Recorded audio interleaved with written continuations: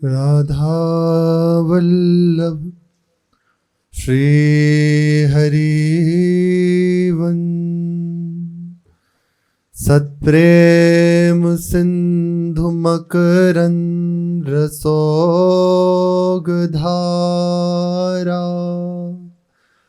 सारा नज श्रमभिता श्रवदाश्रितेषु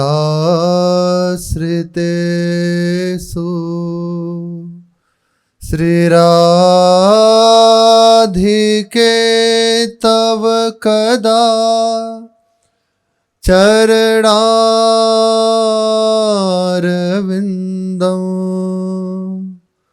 गोविन्द जीवन धनं शिरसा वहामि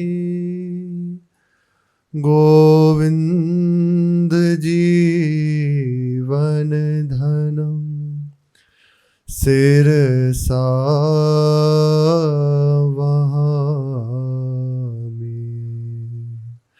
श्री राधा वल्लभ लाल की जय। महाप्रभु श्री हरिवंश चंद्रजू महाराज की जय।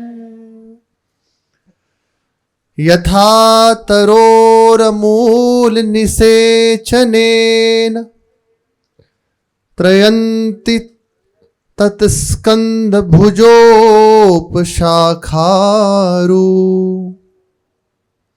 प्राणोपहारांच यथेन्द्रियाणां तथैव सर्वार हरणमच्युते जा। श्री देवर्षि नारद जी कह रहे हैं कि जिस तरह वृक्ष की जड़ में जल दे दिया जाए,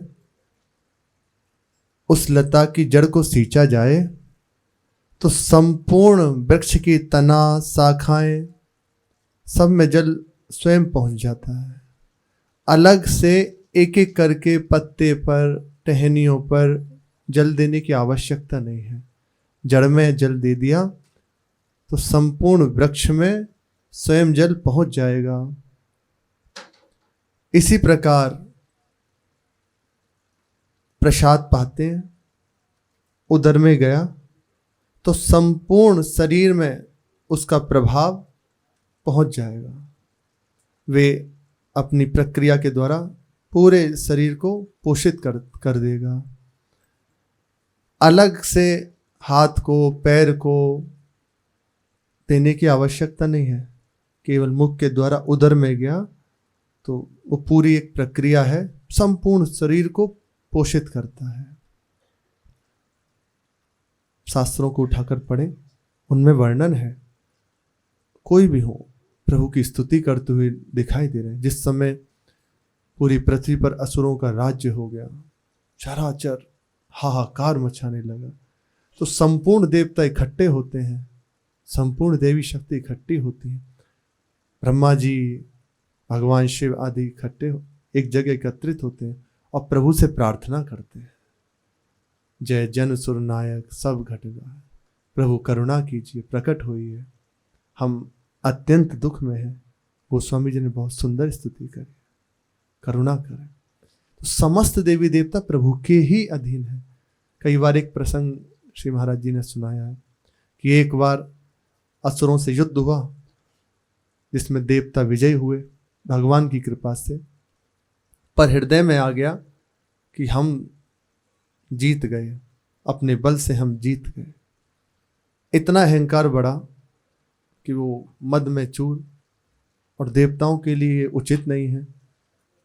तत्काल एक यक्ष रूप से भगवान प्रकट हुए बाहर ही, बहुत विशाल स्वरूप।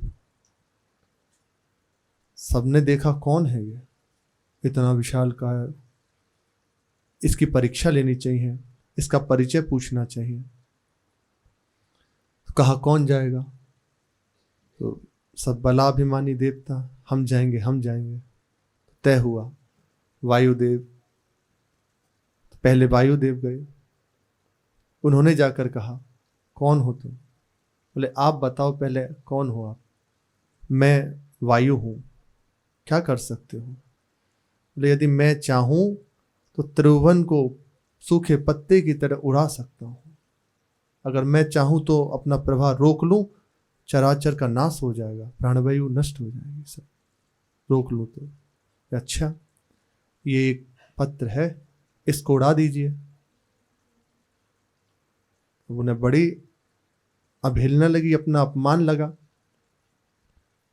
पर बोले इसी को कीजिए बस, उसके बाद हम परिचय जान लेंगे आपका। संपूर्ण सामर्थ्य झोंक दिया, पर वे हिला नहीं पत्ता। निराश होके ग्रीवा नीचे के वापस आ गए। देवराजेंद्र से कहा कि हम समर्थ नहीं हुए उनका परिचय जानने में। ऐसे ही एक एक करके देवताओं को भेजा, सब निराश ही रहे, कोई परिचय नहीं जान पाया। देवराजेंद्र ने कहा, हम जाते हैं। जो ही वे तैयार हुए चलने को, जो यक्ष रूप से भगवान प्रकट हुए थे, अंतर्ध्यान हो गए। कहा कि इंद्र ने कि ये क्या हुआ? तत्काल वहां पराम्बा देवी भगवती प्रकट हुई। उनने कहा कि ये कोई और नहीं है, स्वयं श्री भगवान है। तुम जो मद में उन्हें भूलकर अपने बल को गिन रहे हो ना, ये ठीक नहीं है। आपको ये जो भ्रमित हो रहे हो, इसलिए संभालने के लिए प्रभु आए थे। और देवराजेंद्र, तुम्हें इसीलिए दर्शन नहीं हुआ, तुम विशेष करके अहंकार में भरे हुए हो। तत्काल सबने हृदय में जाना, भगवान की कृपा से ही हमें विजय प्राप्त हुई। और फिर उनकी विनय करी, प्रार्थना करी। एते चांस कलह पुंस कृष्णस्तु भगवान स्वयं इंद्राणी व्याकुलम लोके मृणयंती युगे युगे। पूर्ण रूपेण परम ब्रह्म परम तत्व भगवान श्री कृष्ण ही हैं, और जितने भी हैं सब इन्हीं से हैं, सब इन्हीं के अंग हैं।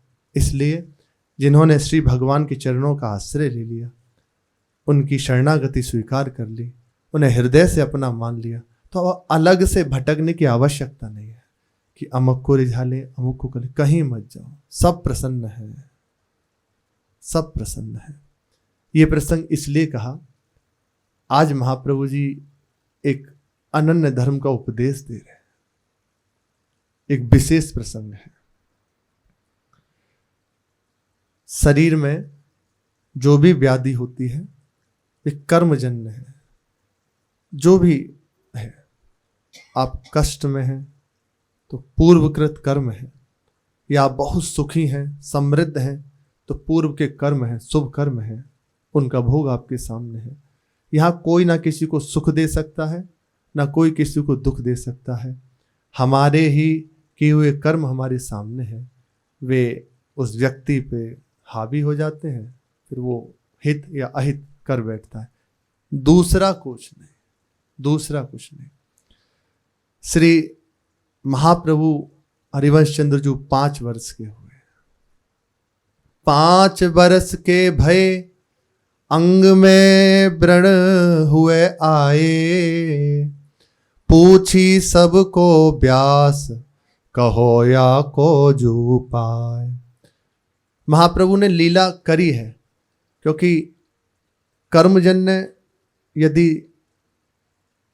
उनका जन्म हुआ हो, कर्म संस्कार से युक्त होकर, फिर तो हावी हो सकता है प्रारब्ध। लेकिन आप तो अवतार हैं, स्वयं प्रभु ही हैं। यहां किसी प्रारब्ध का, किसी कर्म का प्रकोप नहीं है।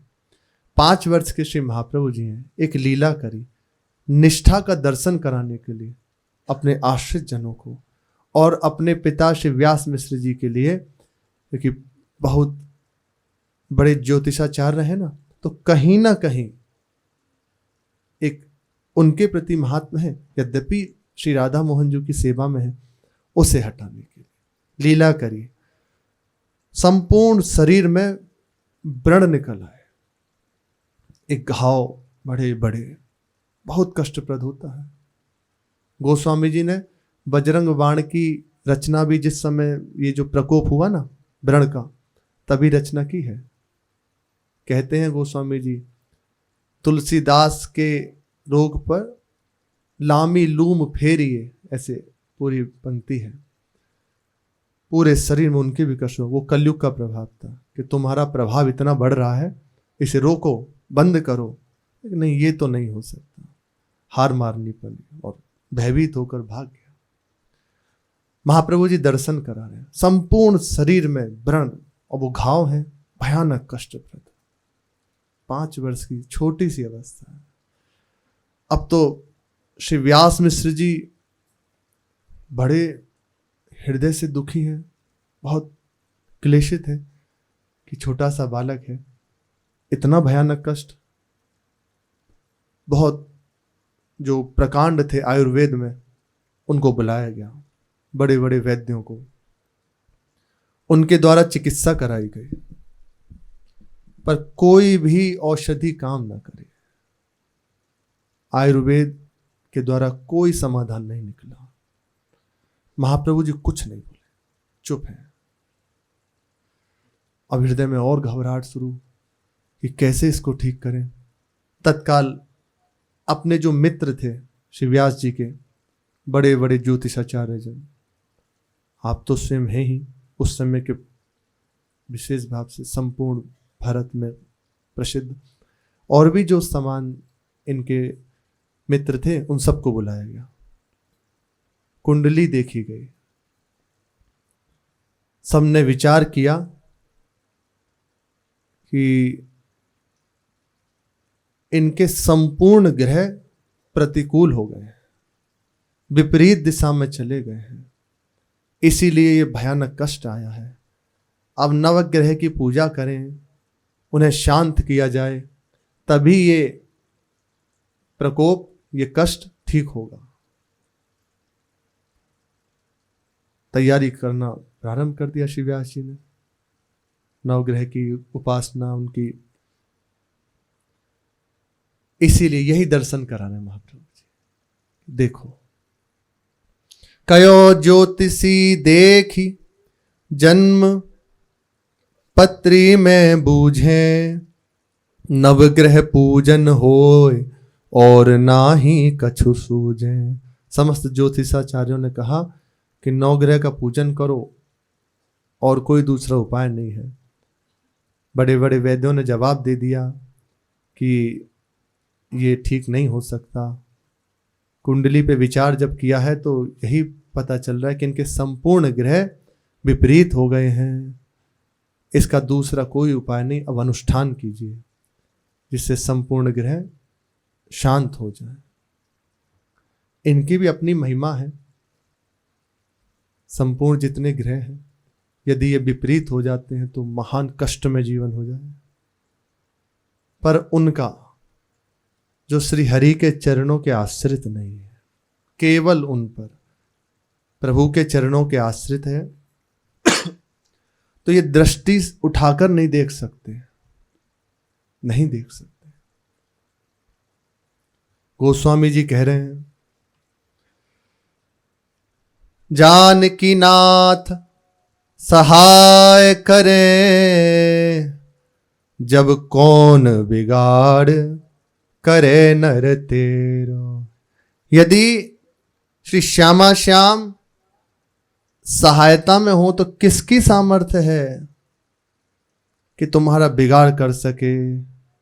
सूरज मंगल सोम भृगु सुत बुध और भृगुवरदायक तेरो, राहु केतु की नाही गम्यता, संग शनीचर होत जुचेरो। राहु केतु की क्या कहें, शनीचर, ये अगर इनकी आप महिमा पढ़ें अलग अलग है विस्तार से। इस समय कहते हैं कि पिता ने अपमान किया सूर्यदेव ने कि तुम क्या, क्योंकि दूसरी पत्नी छाया के द्वारा उनके प्रकट थे, बहुत अपमान किया और तिरस्कार करके ऐसे निकाल लिया। सहन नहीं हुआ, माता जी का अपमान और अपना अपमान, तत्काल दृष्टि वक्र हो गई। तो कहते हैं उस समय सूर्य का प्रभाव क्षीण हो गया, संपूर्ण शरीर काला हो गया और पैर में भयानक कष्ट हो गया। सूर्य अपने पिता के ही प्रति दृष्टि जब बदल गई, है इनका प्रभाव है, पर जिन ने श्री हरि के चरणों का आश्रय नहीं लिया केवल उन पर है। राहु केतु की नाही गम्यता, संग सनीचर होत जुचेरो। रघुवंशी संतन सुखदाई, तुलसीदास चरणन को चेरो। तुलसीदास चरणन को चेरो। गोस्वामी जी कह रहे हैं श्री हरि हमारे रक्षक हैं, संतों को सुख देने वाले हैं, सदैव उनके चरणों के आश्रित जो रहते हैं, इनकी किसी की ताकत नहीं दृष्टि उठाकर देख सके, किसी की सामर्थ्य नहीं है। भगवान के आश्रित के जीवन में जो कष्ट आता है वो प्रभु की इच्छा से उसे उठाने के लिए आता है, ना कि उसका अहित करने के लिए, ना कि उसे गिराने के लिए। जैसे आज सुबह श्री महाराज जी भी कह रहे थे कि प्रतिकूलता आई, शरीर में कष्ट आया, तो वे केवल आपको प्रभु के चरणों का आश्रय पुष्ट करने के लिए है, ना कि भक्ति छूट गई, प्रभु का आश्रय छूट गया, इसलिए नहीं। आश्रित के जीवन में जो हो रहा है महामंगल में है, स्वीकार कर ले तो हर समय आनंद में रहेगा। इतनी बात, बस इतनी सी बात है, मैं प्रभु का हूं, प्रभु मेरे हैं, मेरे जीवन में जो कुछ हो रहा है मेरे प्रभु के द्वारा हो रहा है। हर समय इतना विचार करते रहे। बड़े बड़े महापुरुषों की बात है, वे बस इतना कहते हैं, हर समय एक ही बात का विचार करते रहो, साधन भजन तो स्वयं होने लगेगा, भजन के सिवा कुछ और होगा ही नहीं। हर समय एक ही बात, मेरे ऊपर बड़ी कृपा है। हर समय इतना विचार करते रहो, प्रत्येक परिस्थिति में ऐसा विचार करते रहो, मेरे ऊपर बड़ी कृपा है मेरे प्रभु की। यदि प्रभु ना करुणा करें तो ये हो ही नहीं सकता, ये संभव ही नहीं है। मेरे प्रभु की कृपा। बहुत ही विचित्र घटना आपके जीवन में घटी है, जो नहीं होना चाहिए, वो भी महामंगलमयी है। जिस समय आप संभलेंगे, जब इस अवस्था को पार कर जाएंगे प्रभु की कृपा से, तो देखेंगे कि आज मैं जिस जगह खड़ा हूं ये मेरे प्रभु की कृपा। यदि मैं वहां खड़ा होता, वे घटना ना घटती, तो वहीं पड़ा होता, प्रभु के चरणों के अधीन नहीं होता। पक्की बात, पक्की बात है। जिस समय साधना अवस्था पूर्ण भगवत कृपा से होती है, तो यहीं आ जाती है अवस्था, केवल कृपा। महापुरुषों से कभी पूछो तो इतना ही कहते, उनके हृदय की बात, बड़ी कृपा है, बड़ी कृपा है। श्री स्वामी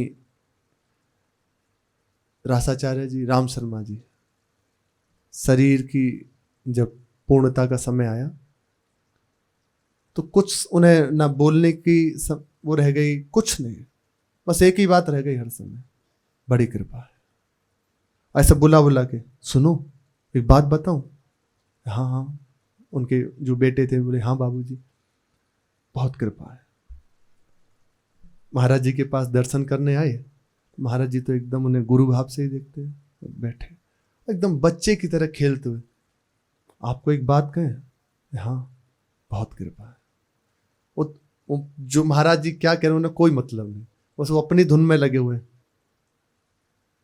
सुनो एक बात, नाम चल रहा है और बस थोड़ी थोड़ी देर में बहुत कृपा है।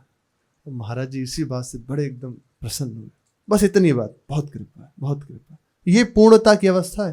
पूरा जीवन देखो श्यामा श्याम उनकी गायन पे नृत्य कर रहे हैं, बड़े बड़े रसिक सिद्ध रसिकों को रुला दिया अपनी गायन शैली से, अपने भाव से।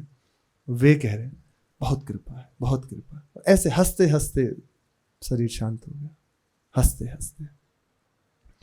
श्री महाप्रभु कह रहे हैं, द्वादश चंद्र कृतस्थल मंगल, बुद्ध विरुद्ध सुर गुरु बंक, यदि दसम भवन भृगु सुत, मंद सुकेतु जन्म के अंक, अष्टम राहु चतुर्थ दिवामणि, तो हरिवंश करत न संक, जो पे कृष्ण चरण मन अर्पित, तो करी है कहा नवग्रह रंग। ये बेचारे गरीब नवग्रह क्या कर लेंगे? भगवान से संबंध है तो सब पूज्य हैं, सब वंदनीय हैं। प्रभु से बिलग जानते भी नहीं हम कौन है क्या है। चाहे कोई हो, जन्म कुंडली में चाहे 12वें स्थान पर चंद्रमा हो, चौथे स्थान पर मंगल हो, बुध बिल्कुल विरुद्ध दशा में हो, बृहस्पति वक्र हो,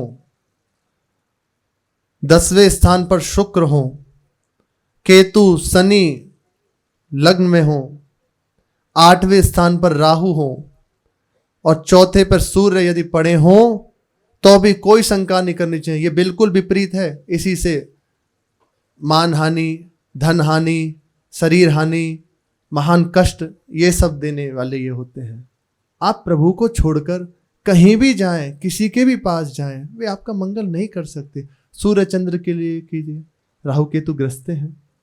शुक्राचार्य जी कहीं भी आप देख लीजिए, पुराणों में पढ़ी, जिस समय बलि जी के संग संकल्प के लिए मना किया तो कहते हैं संकल्प का जो जल था कमंडल उसी में बैठ गए, तो ऐसे सीख मारी तो आंख फूट गई। अपने आप को भी तो संभालना नहीं, प्रभु के सिवा दूसरा कोई समर्थ नहीं है, कोई समर्थ नहीं। चंद्रमा श्री भगवान के चरणों में जाके जब तक अर्पित नहीं हुए ना तो नहीं बच सकते थे। इसीलिए एक क्षीण रेखा भगवान शिव ने जब श्राप मिला दक्ष के द्वारा तो चारों ओर देख लिया, कहीं कोई रास्ता नहीं। दिन पे दिन क्षीण होते जा रहे हैं, दिन पे दिन क्षीण। अंत में हार के भगवान शिव के चरणों में लेट गए, प्रभु अब कोई उपाय नहीं, मैं आपका हूं, देख लीजिए। कि देखा कि इसका कोई रास्ता तो है नहीं, तत्काल ऐसे उठाया और मस्तक पे रख लिया। तभी से कहा जाता है कि 15 दिन घटते हैं और 15 दिन बढ़ते हैं, होता ना, छोटे छोटे फिर बड़े, इस प्रकार। तो भगवान शिव के मस्तक पर बोले श्राप तो रहेगा पर ये लागू नहीं हो पाएगा, अब हमारे मस्तक पर विराजमान हो। तो प्रभु के चरणों का आश्रय लिया, कोई भी हो, कोई भी हो, मंगल आदि सब प्रभु से बिलग। तो ये महान, और सही बताएं इसीलिए अनिष्ट करते हैं, भागो प्रभु के चरणों में। यदि प्रभु से विमुख रहोगे तो कोई तुम्हें बचाने वाला नहीं। ये कृपा करके दिखाते हैं, भागो प्रभु के चरणों में, चलो प्रभु की ओर, बढ़ो प्रभु की ओर, कोई तुम्हारा सहयोगी नहीं है। तुम हमारी पूजा करोगे तो तभी तक जब तक अनुकूलता रही। उससे बिलग यदि आप प्रभु से दूर होकर हमें भजते हो तो हम भी तुम्हारा सहयोग नहीं कर सकते, नहीं कर सकते। इसलिए ये कृपा करते हैं, ऐसी परिस्थिति उस जीव के जीवन में दे देते हैं, भागता है प्रभु की ओर कृपा करके। इनकी अकेली उपासना से कुछ नहीं होगा, भगवान के चरणों का आश्रय ले लें। ऐसे दूसरा पद का है, भानुदसम जन्म निशापति, मंगल बुद्ध शिवस्थल लीके, जो गुरु होए धर्म भवन के, तो भृगुनंद सुमंद नबी के, तीसरो केतु समेत विधुग्रस, तो हरिवंश मन क्रम फीके, गोविंद छाड़े भ्रमंत दसो दिस, तो करी है का नवग्रह नीके। यदि ये बहुत अनुकूल है आपके कुंडली में, सब अपनी अच्छी दशा में विराजमान है, और प्रभु के चरणों में आपका चित्त नहीं लगा हुआ, फिर भी ये कुछ नहीं आपका संभाल सकते। आपके जीवन में जो महान दुख आने हैं नहीं बचा सकते, नहीं बचा सकते। बस ये उपदेश महाप्रभु जी ने समस्त ज्योतिषाचार्य जो बैठे थे उनके सामने अपने पिताजी को दिया और कहा देखो ये सहज में। उसी समय संपूर्ण व्रण अंतर्ध्यान हो गए, महाप्रभु पूर्ण स्वस्थ कंचन वर्ण का तत्काल हृदय से लगा लिया और कहा अब श्री राधा मोहन जी की सेवा करते हैं, उनका उत्सव मनाते हैं। फिर उत्सव नहीं, तो ये दर्शन करा रहे महाप्रभु कि अनन्यता बने तो रघुबर ते बने, बिगड़े तो भरपूर, तुलसी औरन पे बने ता बनी बेपे धूल। बिल्कुल सब बिगड़ जाए पर दूसरे की ओर दृष्टि उठाकर नहीं देखना, इसी का आश्रय। हमारे मार्ग में सबसे बड़ी खास बात एक ही है, अनन्यता। इसमें कहीं भी विघ्न नहीं आना चाहिए। चाहे बिल्कुल सब बिगड़ जाए, पर हम श्यामा श्याम के सिवा दूसरे की ओर दृष्टि उठाकर नहीं देख सकते। श्री महाप्रभु जी यही कृपा करके दर्शन करा रहे हैं अपने जनों को, उनकी कृपा से इसी मार्ग पर चलना है। शेष चर्चा आगे। श्री राधा वल्लभ लाल की जय।